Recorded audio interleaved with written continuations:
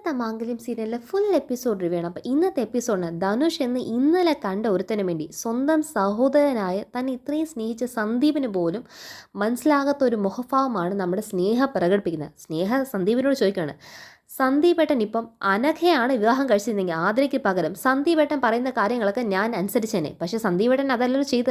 സന്ദീപേട്ടന് വേണ്ടി പോലും ഞാൻ കൂട്ടുന്നത്. എന്നെ ഈ ഉപദ്രവിക്കാതൊന്ന് വിട്ടൂടെ? നിങ്ങൾക്ക് എന്തിനാ എന്നെ ഈ ഉപദ്രവിക്കുന്നത്? സന്ദീപേട്ടാ, ഞാനൊരു കാര്യം പറയാം, അത് മനസ്സിൽ വെച്ചോ. ധനുഷ് അല്ലാതെ മറ്റൊരു വ്യക്തിയെ വിവാഹം കഴിക്കത്തില്ല. അങ്ങനെ അഥവാ വിവാഹം കഴിക്കേണ്ട വന്നാൽ ഈ സ്നേഹ അതോടെ ജീവിതം അവസാനിപ്പിക്കും. പിന്നെ ധനുഷ് അല്ലാതെ വേറെ ആരെങ്കിലും ഈ കല്യാണം മുടക്കിയാൽ ഞാൻ ഈ റൂമിൽ നിന്ന് പോലും പുറത്തിറങ്ങത്തില്ല. ഇനി വിവാഹം എന്ന് പറഞ്ഞ ഒരു കാര്യത്തിന് വേണ്ടി ഞാൻ ഈ മുറിയിൽ നിന്ന് പോലും പുറത്തിറങ്ങത്തില്ല എന്ന് പറയുമ്പോഴത്തേക്കും അത് പറഞ്ഞെന്താണ്, സന്ദീപേട്ടൻ പോയേ എന്ന് പറഞ്ഞ് റൂമിൽ നിന്ന് ഇറക്കി വിടുവാണ് നമ്മുടെ സ്നേഹയാണെങ്കിൽ മറ്റുള്ള എല്ലാവരുമായിട്ട് ശത്രുത പുലർത്തുവാണ്. കാരണം ധനുഷ് അല്ലാതെ മറ്റൊന്നും സ്നേഹയുടെ ലോകത്തിലേക്ക് ഇപ്പോൾ ഇല്ല. അതുകൂടാതെ ഇതെല്ലാം കേട്ട് മണ്ടനായി ഇത് തന്നെ വിശ്വസിച്ചിരിക്കുന്നു നമ്മുടെ നന്ദൻ. കാരണം നന്ദൻ മനസ്സിലാക്കേണ്ട ഒരു കാര്യം, അർച്ചന എന്നൊരു വ്യക്തിയെ മനസ്സിലാക്കണം. അർച്ചന എന്നൊരു വ്യക്തി നെല്ലിശ്ശേരി എന്ന കുടുംബത്തിൽ വന്നിട്ടില്ലായിരുന്നെങ്കിൽ ഇന്നും അവന്തികയുടെ ട്രാപ്പിൽ ഇന്ന് ജീവനോടെ ഉണ്ടായിരുന്നതിനെ ചിലപ്പോൾ ഇന്ന് ജീവൻ പോലും കാണത്തില്ലായിരുന്നു. അതേ ട്രാപ്പിൽ ഇത്ര വർഷങ്ങളായി തൻ്റെ മകനെ നഷ്ടപ്പെട്ടിട്ടും കണ്ടുപിടിക്കാൻ പറ്റാത്ത സ്വത്തുകൾ കൂട്ടി വെച്ചിരിക്കുന്ന സേതുമാധവനെ കൊണ്ട് കഴിയാത്തത്, ഇത്രയും വളർന്ന രണ്ട് സഹോദരന്മാരെ കൊണ്ട് കഴിയാത്ത കാര്യമാണ് അർച്ചന എന്ന ഒറ്റൊരു പെണ്ണിനെ കൊണ്ട് സാധിച്ചത്.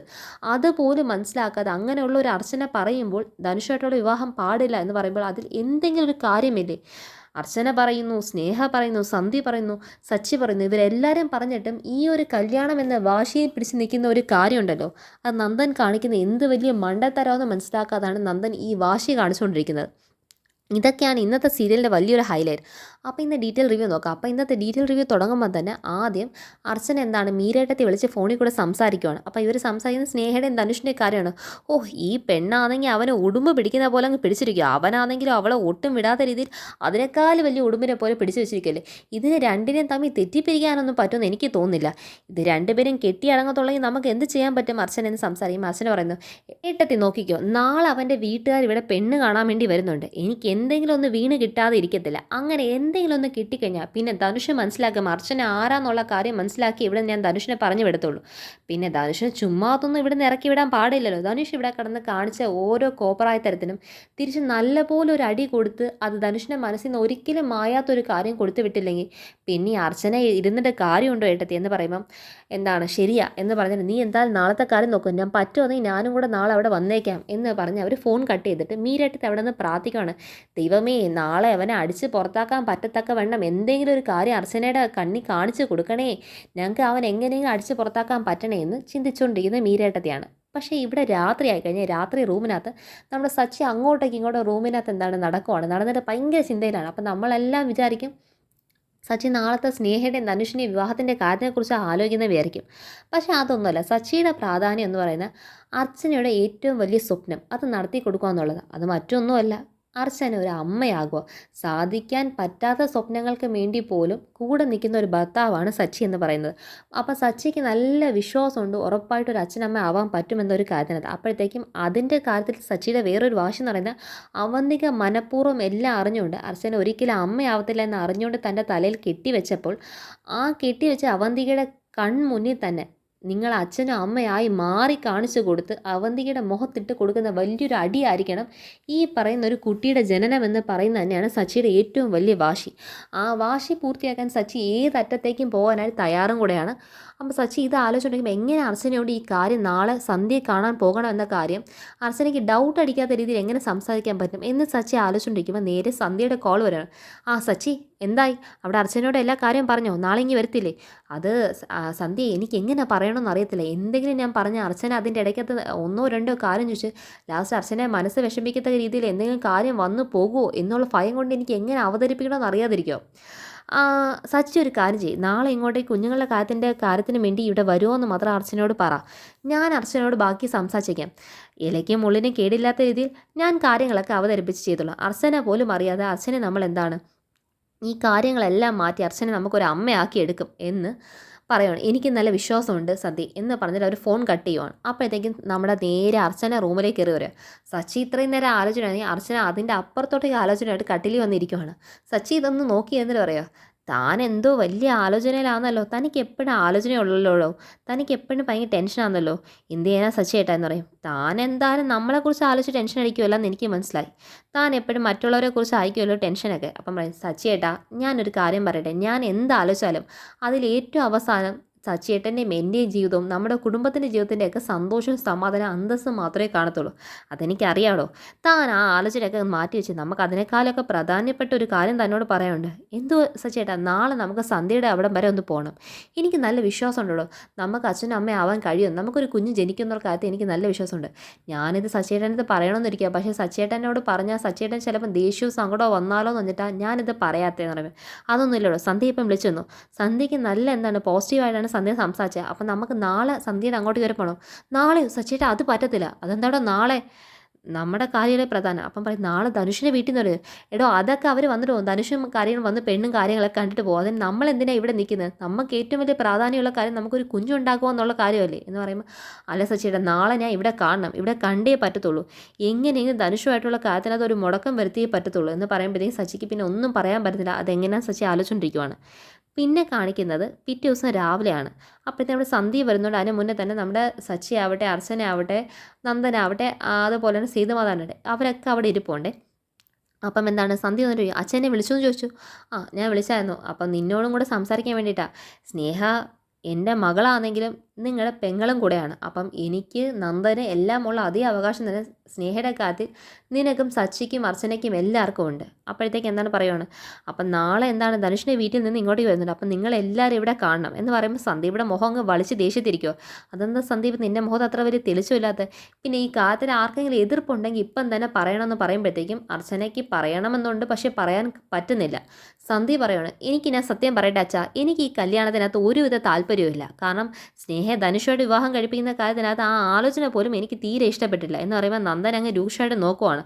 അപ്പോഴത്തേക്കും തിരിച്ച് പറയുവാണ്, എന്താ പറയുക, അതായത് അതിന് നീ ഒരു കാര്യം പറയടാ, നിന്നെ ആരെങ്കിലും പറഞ്ഞ് പറയിപ്പിന്നെ, എന്നെ ആരും പറഞ്ഞ് പഠിപ്പിച്ചിരുന്നല്ല, എനിക്ക് ഈ കല്യാണത്തിന് താല്പര്യമില്ല. പിന്നെ അച്ഛൻ വിളിച്ചാൽ കൊണ്ട് ഈ കാര്യം എന്താണ് നിങ്ങളങ്ങ് ഉറപ്പിച്ചപ്പം ഞാൻ വന്നു എന്നുള്ളത് പറയുമ്പം, അങ്ങനല്ല മോനെ, എല്ലാവരും കൂടെ ഒരേ മനസ്സിനകത്ത് നിന്ന് ചെയ്യേണ്ട ഒരു കാര്യമാണ് കല്യാണം. പിന്നെ ഞാനും നന്ദനും കൂടെ തീരുമാനിച്ചതേ ഉള്ളൂ, നിങ്ങൾക്കും ഇതിനകത്ത് അഭിപ്രായമുണ്ട്. പക്ഷേ അഭിപ്രായം ഉണ്ടെന്ന് വെച്ചാലും നമ്മൾ ചിന്തിക്കുന്ന കാര്യം, സ്നേഹയ്ക്കും ധനുഷിനും കൂടെ മനസ്സിൽ ഒരു തോന്നലുണ്ട്, അവർ രണ്ടുപേരും ജീവിച്ചാൽ ജീവിതം സന്തോഷകരമായിരിക്കുന്നു. അങ്ങനെയുള്ള ജീവിതത്തിൽ പണ്ടൊരിക്കൽ ഞാൻ നിൻ്റെ കാര്യത്തിൽ ഒരു തെറ്റ് ചെയ്തു. ഇപ്പം നീ തന്നെ ആലോചിച്ച്, നിന്നെ ഞാൻ ആദരയ്ക്ക് പകരം അനഘയെ കൊണ്ട് ഞാൻ എൻ്റെ വാശിക്ക് വിവാഹം കഴിപ്പിച്ചിരുന്നെങ്കിൽ നിനക്ക് ഇന്ന് കാണുന്ന ഈ സന്തോഷം കാണുമായിരുന്നോ? അല്ല. അപ്പം സ്നേഹിച്ചവർ തമ്മിൽ കല്യാണം കഴിക്കുന്നതിൻ്റെ സന്തോഷവും അതിൻ്റെ കാര്യത്തിനെക്കുറിച്ച് എല്ലാവരെക്കാളും ഇവിടെ അറിയാവുന്നത് നീ തന്നെയാണ്.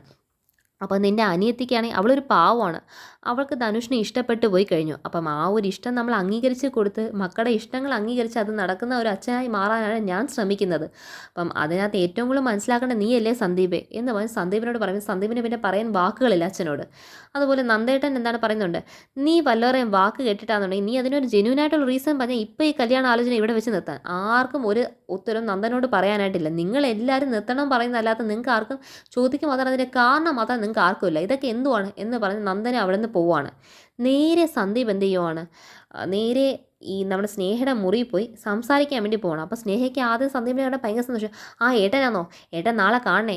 അപ്പോഴത്തേക്കും സ്നേഹ എന്താണ് സന്ദീപ് കയറി വരുമ്പോൾ തന്നെ ധനുഷിനോട് ഫോണിൽ സംസാരിച്ചുകൊണ്ടിരിക്കുകയാണ്, അവർക്ക് എന്നെ ഇഷ്ടപ്പെടണ്ടേ എന്നൊക്കെ പറയുമ്പോൾ അന്നേരത്തേക്ക് എന്താണ് ധനുഷിനെ ഒരു മിനിറ്റ് വിളിക്കാമെന്ന് പറഞ്ഞിട്ടാണ് സന്ദീപിനെ എന്താണ് നോക്കി ആ സന്ദീപേട്ടനോ, സന്ദീപേട്ടൻ വന്നോ, എപ്പം വന്ന്, സന്ദീപേട്ടൻ നാളെ ഇവിടെ കാണണേ, നാളെ അവരൊക്കെ വരുന്നതല്ലേ, സന്ദീപേട്ടൻ ഇവിടെ സപ്പോർട്ടിന് വേണ്ടി കാണണം എന്നൊക്കെ പറയുമ്പോഴത്തേക്കും പിന്നെ ഞാൻ സന്ദീപേട്ടനെ കാണാൻ വേണ്ടി ഇരുന്നതാണ്. എനിക്ക് എന്താണെന്ന് അറിയത്തില്ല സന്ദീപേട്ട, അർച്ചനയേട്ടത് ഈ കല്യാണം എങ്ങനെ മുടക്കാനായിട്ടിരിക്കുമോ. എനിക്ക് ഈ വീട്ടിൽ നിന്ന് ഇറങ്ങി പോകുമ്പോൾ ഞാൻ ധനുഷിനെ കൈ പിടിച്ച് പോകുമ്പോൾ എല്ലാവരും എൻ്റെ കാര്യത്തിനകത്ത് ആശീർവാദത്തോടു കൂടി എന്നെ ഇവിടെ നിന്ന് അയക്കണമെന്നാണ് എൻ്റെ ആഗ്രഹം. സന്തോഷത്തോടെ നിറഞ്ഞ മനസ്സോടെ എനിക്ക് ഇവിടെ നിന്ന് ഇറങ്ങണമെന്നാണ്. പക്ഷേ അർച്ചനയേട്ടത്തി ആ കല്യാണം മുടക്കണമെന്ന് തന്നെ എന്തോ ഒരു വാശി വെച്ചിട്ടാണ്, എന്തോ തെറ്റിദ്ധാരണയാണ്, എന്തിനാണ് ധനുഷിനെ അങ്ങനെ തെറ്റിദ്ധരിച്ചെന്ന് പോലും എനിക്കറിയില്ല.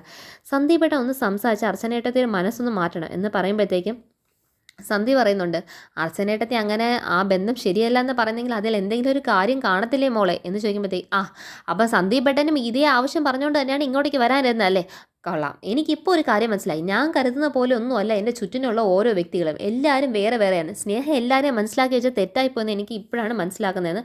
അങ്ങനെ അല്ല മോളെ എന്നൊക്കെ പറയുമ്പോഴത്തേക്കും സന്ദീപേട്ടൻ ഇത് പറയുന്നല്ലോ.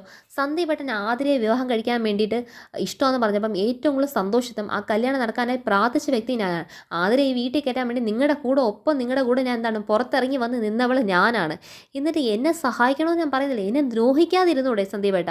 എനിക്ക് ധനുഷിന് അത്രയ്ക്ക് ഇഷ്ടമാണ്. ധനുഷ് എങ്ങനെയാണോ സന്ദീപേട്ടൻ ആതിരയെ സ്നേഹിച്ചത് അതുപോലെയാണ് ധനുഷ് എന്നെ സ്നേഹിക്കുന്നത്. പിന്നെ ഞങ്ങൾ ഒന്നിക്കുന്നതിനകത്ത് എന്താ തെറ്റിരിക്കുന്നത്? എനിക്ക് ധനുഷിന് നിനക്ക് അതിനേക്കാൾ നല്ലൊരു ബന്ധം കിട്ടും മോളെ. അപ്പോൾ ഈ ബന്ധം അത്ര കൊള്ളത്തില്ല എന്നാണോ പറയുന്നത്? ധനുഷ് എന്തോ കുഴപ്പമിരിക്കും. നിങ്ങൾ അതൊന്ന് പറഞ്ഞ് മനസ്സിലാക്കിയതാണ്. നിങ്ങൾ എല്ലാവരും അത് എതിർക്കാൻ എന്താണ് കാര്യം എന്ന് സ്നേഹയും പൊട്ടിത്തെറിക്കുകയാണ്. അപ്പോഴത്തേക്ക് എന്താണ് ഇവനൊന്നും പറയാൻ പറ്റുന്നില്ല. കാരണം സ്നേഹയുടെ ഈ ഒരു ഭാവം ഇവൻ കണ്ടിട്ട് പോലും മനസ്സിലാവുന്നില്ല. അപ്പം സ്നേഹ വീണ്ടും പറയുകയാണ്, ധനുഷിനല്ലാതെ മറ്റാരും ഇനി എത്ര നല്ല ബന്ധം വരുമെന്ന് പറഞ്ഞാലും എനിക്കത് വേണ്ട. എനിക്ക് ധനുഷിനെ തന്നെ വിവാഹം കഴിച്ചാൽ മതി. ധനുഷിനല്ലാതെ മറ്റൊരാളെ വിവാഹം കഴിക്കുന്നത് എനിക്ക് ചിന്തിക്കാൻ പോലും കഴിയത്തില്ല.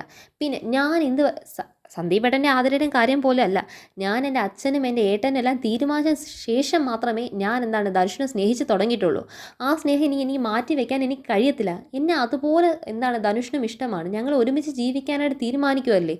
അപ്പോൾ സന്തോഷത്തോടെ എന്നെ വിവാഹം കഴിപ്പിക്കാൻ നിങ്ങൾ എല്ലാവരും കൂടെ ഇത് മുടക്കാൻ നിന്നാൽ ഞാൻ പിന്നെ എന്ത് ചെയ്യും എന്ന് പറയുകയാണ്. പിന്നെ പറയുവാണ്, ധനുഷ് അല്ലാതെ മറ്റൊരാളുടെ കാര്യത്തിന് വേണ്ടി എന്നെ വിവാഹം കഴിപ്പിക്കാൻ നിങ്ങൾ ആരും കരുതണ്ട. ഈ കല്യാണം എങ്ങനെ മുടങ്ങിക്കഴിഞ്ഞാൽ ഞാൻ എൻ്റെ ജീവിതം ഇതോടെ അവസാനിക്കും. പിന്നെ അതല്ലെങ്കിൽ ഈ സ്നേഹം ഇവിടുന്ന് ഈ കല്യാണത്തിന് വേണ്ടിയെന്നല്ല, ഈ മുറിയിൽ നിന്ന് പോലും ഈ വീട്ടിൽ നിന്ന് സ്നേഹം ഇറങ്ങത്തില്ല. ഈ മുറിക്കാൽ തന്നെ ഞാൻ അടച്ച് പൂട്ടിക്കിടക്കും. അത് കാണാനാവും നിങ്ങൾക്ക് എല്ലാവർക്കും ആഗ്രഹം. എന്നാൽ പറ, ഞാൻ അത് തന്നെ നടത്തിത്തരാം എന്ന് പറഞ്ഞ് സ്നേഹവാശിയുടെയും സന്ദീപിനൊന്നും പറയാല്ല. സന്ദീപിടെ പോയെ എന്ന് പറഞ്ഞാൽ സന്ദീപിനെ അങ്ങ് ഇറക്കി വിടുമ്പോൾ സന്ദീപ് താഴെ എന്താണ് പരാജയപ്പെട്ട് ഇങ്ങനെ താഴെ ഇറങ്ങി വരുമ്പോഴത്തേക്കും അർച്ചനയും അനഘയും കൂടെ ചോദിക്കും, എന്ത് സന്ദീപ് നീ അവളോട് സംസാരിച്ചോ എന്ന് ചോദിക്കുമ്പോഴത്തേക്കും നേരെ അവൻ്റെ പിറകെ തന്നെ എന്താണെന്നറിയോ സ്നേഹം ഇറങ്ങി പറയും, എനിക്ക് തോന്നി എൻ്റെ ഏട്ടനെയും കൂടെ കുത്തിത്തിരിച്ച് വിടുന്നത് നിങ്ങളാണെന്ന് എനിക്ക് തോന്നി. എൻ്റെ അടുത്തേക്ക് എന്താ പ്രശ്നം? എൻ്റെ ഏട്ടന്മാരെ പോലും എനിക്കെതിരെ അങ്ങ് തിരിച്ചു. സന്ദീപേട്ട ഒരു കാര്യം പറയട്ടെ, ഇവർക്ക് എൻ്റെ ധനുഷിൻ്റെ കാര്യത്തിനകത്ത് കല്യാണത്തിൽ ഇഷ്ടമല്ല എന്നുള്ള കാര്യം പിന്നെ എനിക്ക് മനസ്സിലാക്കാൻ പറ്റും. പക്ഷേ എൻ്റെ സ്വന്തം ഏട്ടന്മാരെ പോലും അവരുടെ താളത്തിനൊത്ത് തുള്ളത്തക്ക രീതിക്ക് താക്കി വെച്ചെന്ന് പറയുന്നത് അതാണ് എനിക്ക് ഒട്ടും സഹിക്കാൻ പറ്റാത്തത്. അതാണ് ഏറ്റവും കൂടുതൽ സങ്കടം. അത് ഇച്ചിരി കഷ്ടകരമായ കാര്യമോ കേട്ടോ എന്ന് പറഞ്ഞിട്ട് അവിടെ കിടന്ന് അലയ്ക്കുവാണ്. ഈ അലപ്പ് കേട്ടോ നേരെ നന്ദം വരുമോ, എന്തോ മോളെ പ്രശ്നം എന്ന് ചോദിക്കുമ്പോഴത്തേക്കും, ഏട്ടാ ഒന്ന് ഇവരോട് പറ, ഈ അർച്ചനേട്ടത്തിയോടൊന്ന് പറ, എനിക്ക് വെച്ച് സ്വസ്ഥത തരാൻ പറ. ഇവരെല്ലാവരും കൂടെ ചെന്ന് ഈ കല്യാണം മുടക്കാനായിട്ട് അങ്ങ് ഇരിക്കുവാണ്. ആദ്യം തേണ്ടേ ആദ്യം ഏട്ടത്തി വന്ന് പറഞ്ഞ് ഏട്ടത്തിയോട് പറഞ്ഞ അതേ ഉത്തരം തന്നെ ഞാൻ സന്ദീപിനോടും പറഞ്ഞിട്ടുള്ളൂ. അതായത് എനിക്ക് ഈ കല്യാണം തന്നെ വേണം, ആരെ എതിർത്താലും ഞാൻ ധനുഷിനെ വിവാഹം കഴിക്കും, അത് തന്നെ പറഞ്ഞെന്നൊക്കെ പറയുമ്പം ഈ നന്ദനൊക്കെ നോക്കി ഞെട്ടി നിൽക്കുവാണ്. അതായത് പറയുന്നുണ്ട്, ആദ്യം ഏട്ടത്തി വന്ന് കുറേ പറഞ്ഞു, അതിനുശേഷം അനക്കയെ പറഞ്ഞു വിട്ടു. ഇപ്പോൾ അതൊന്നും പോരാതെ കൊണ്ട് ഇപ്പോൾ സന്ദീപേട്ടനെ കൂടെ കുത്തിത്തിരിപ്പി അങ്ങ് ഇറക്കി വിട്ടിരിക്കുവാണ്. ഇവരെന്നോട് സംസാരിക്കാൻ ധനുഷിനെ വിവാഹം കഴിക്കുന്നത് ഞാൻ പിന്മാറണമെന്ന് പറയാനായിട്ട്. ഇവർക്ക് എന്തോ ഏട്ടാ കുഴപ്പം എന്ന് പറഞ്ഞ് നിൽക്കുന്നതാണ് ഇന്നത്തെ എപ്പിസോഡിനകത്ത് കാണിച്ചിരിക്കുന്നത്. അപ്പോൾ ഇതാണ് ഇന്നത്തെ മാംഗല്യം സീരിയലിലെ ഫുൾ എപ്പിസോഡ് റിവ്യൂ. അപ്പോൾ എല്ലാവരും കാണുമോ, ലൈക്ക് ചെയ്യുമോ, ഷെയർ ചെയ്യുമോ, സബ്സ്ക്രൈബ് ചെയ്യുമോ. താങ്ക്